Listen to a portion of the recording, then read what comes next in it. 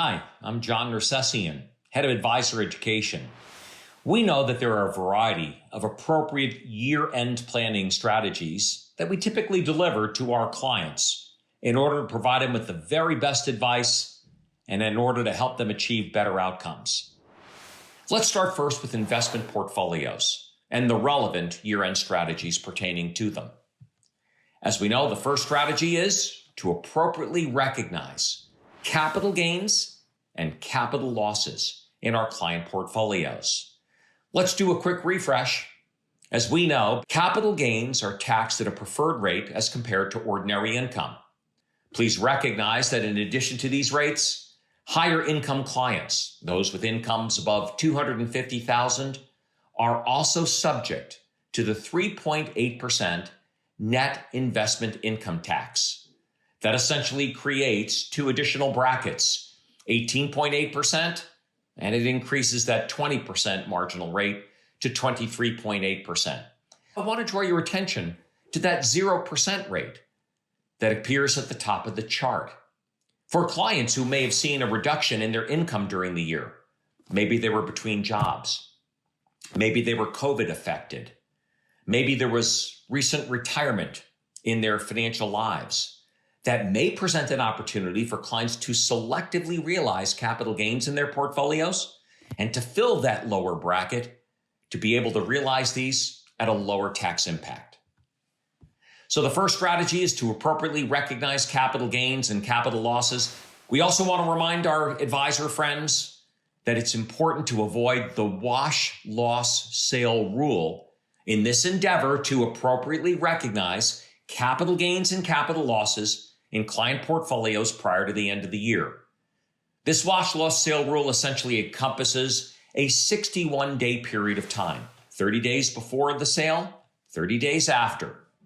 Now, there are a variety of ways in which clients can generate capital losses in their portfolios appropriately without running afoul of the wash, loss, sale rule. Our client can simply sell the asset for a loss and then wait the required 30 days before repurchasing it.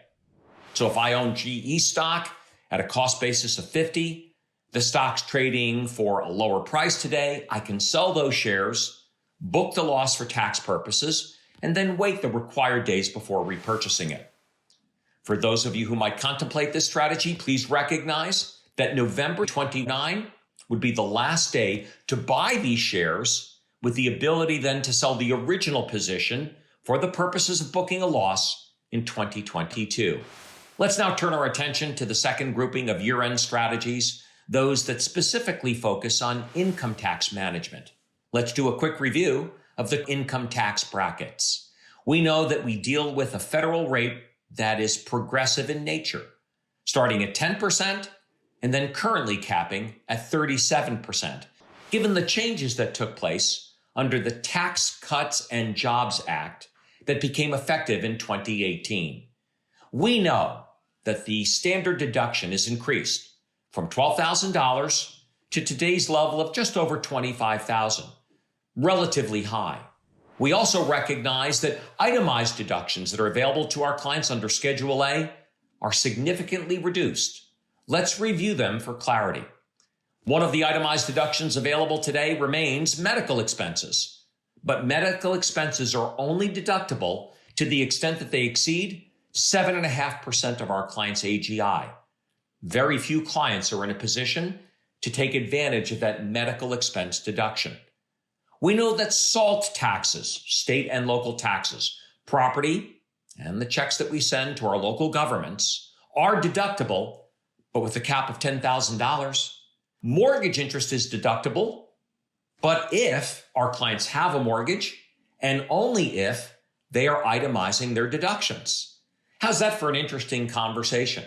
We've all assumed that mortgage interest was always tax beneficial, but for certain clients who are claiming the standard deduction, the mortgage interest paid may not be providing the tax benefit that they've assumed.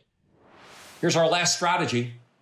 It's to engage your clients in family wealth education meetings. Now, I recognize that this endeavor can be facilitated throughout the year, but the end of the year is typically a great time to help facilitate these conversations. to bring the family together, to talk about their values, to talk about their expectations, to talk about their responsibilities, to discuss or contemplate their legacy. I don't know at what age this occurs. Maybe it's when a client reaches the age of 60 or 70. Maybe it's a net worth issue. Once I've accumulated enough money to satisfy for my own retirement needs, my attention shifts, not to my own individual needs, but the future legacy that I'll eventually leave behind. And while this is a very important goal for many clients in the circumstances that I've just articulated, clients are unsure as to how to facilitate. They've never done it before. They're not comfortable discussing money and expectations with their family members or beneficiaries. This is a great opportunity for you as their trusted advisor to provide this very valuable service, to bring the family together, to facilitate progress and advancement on this very important goal of financial stewardship. Thank you for joining us for this brief conversation around a handful of relevant year-end planning strategies. Please visit us at PIMCO.com to learn more about our resources and educational opportunities around these strategies and others.